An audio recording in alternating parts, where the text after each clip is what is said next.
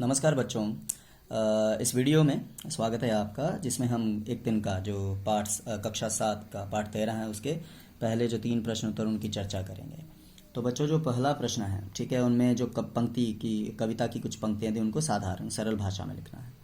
तो जैसे ये है, उदाहरण दिए कि एक तिनका आँख में मेरी पड़ा, मेरी आँख में तिनका पड़ा, मूठ देने लोग कपड़े की लगे, लोग कपड़े की मूठ देने लगे। तो अब एक है, एक दिन जब था मुंडेरे पर खड़ा, लाल होकर आंख भी दुखने लगी, ऐंठ बेचारी दबे पांव भागी, ऐंठ जब किसी डब से निकल तिनका गया। तो इनको सरल भाषा में कैसे लिखेंगे? तो बच्चों, ये है उत्तर। पहली पंक्ति थी एक दिन जब था मुंडेरे पर खड़ा, तो इसका बन जाएगा एक दिन जब मैं मुंडेरे पर खड़ा था। लाल होकर आंख भी दुखने लगी, मेरी आंख भी लाल होकर दुखने लगी। साधारण है चीज़ें। ऐंठ बेचारी दबे पांव भागी, बेचारी ऐंठ दबे पांव भागी। तो जब किसी डब से निकल तिनका गया, तो किसी डब से जब तिनका निकल गया, मतलब कविताओं में हम तुकबंदी करते हैं, है ना। तो ये सरल भाषा में लिखा गया है। दूसरे प्रश्न की तरफ बढ़ते हैं। दूसरा प्रश्न है, एक तिनका कविता में किस घटना की चर्चा की गई है जिससे घमंड नहीं करने का संदेश मिलता है? तो बच्चों, यह रहा उत्तर।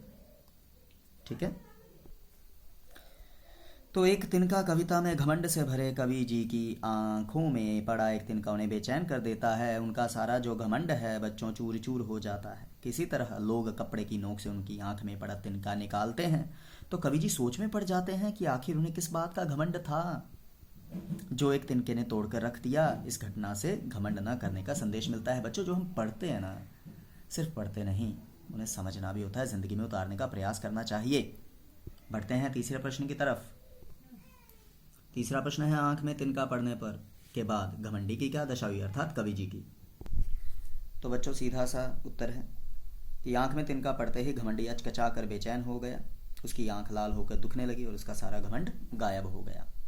तो बच्चों, इस वीडियो में मैंने कहा था 3 प्रश्नों की चर्चा करेंगे। समय ठीक जा रहा है, तो बाकी 2 भी कर लेते हैं। चौथा प्रश्न है, घमंडी की आंख से तिनका निकालने के लिए उसके आसपास के लोगों ने क्या किया? तो बच्चों, ये आप देख सकते हैं उत्तर चौथा। घमंडी की आंख से तिनका निकालने के लिए उसके आसपास के लोग कपड़े की मूठ बनाकर आंख का तिनका निकालने लगे, अर्थात कपड़े की नोक से तिनका निकालने का प्रयास करने लगे। दुनिया है, दुनिया तो प्रयास करेगी। बच्चों, 5वां प्रश्न है कि एक तिनका कविता में घमंडी जी को उनकी समझ ने चेतावनी दी। ऐंठता तो किस लिए इतना रहा, एक तिनका है बहुत तेरे लिए। तो इसी प्रकार की चेतावनी कबीर जी ने भी दी है। तिनका कभू ना निंदिए, पांव तले जो होए, कभू उड़ आंखन पर पीर घनेरी होए। तो इन दोनों में क्या समानता है और क्या अंतर है, लिखें। तो बच्चों, यह रहा उत्तर। एक तिनका कविता की उपर्युक्त मतलब ऊपर दी हुई पंक्तियों में यह चेतावनी दी गई है कि व्यक्ति को कभी घमंड नहीं करना चाहिए, क्योंकि एक तिनका भी घमंड तोड़ने के लिए बहुत होता है। ठीक है बच्चों।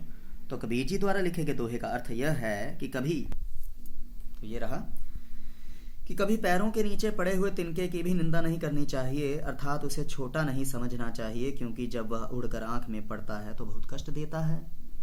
तो बच्चों, उपर्युक्त दोनों कथनों में तिनके की ही बात की गई है और उसे मनुष्य के घमंड को तोड़ता हुआ दिखाया गया है। तो यह समानता है। अब अंतर। तो दोनों कथनों में अंतर यह है कि हरिओध जी द्वारा लिखी पंक्तियों में किसी भी प्रकार के घमंड से बचने की चेतावनी दी गई है, क्योंकि एक तिनका भी हमारे घमंड को तोड़ने की शक्ति रखता है।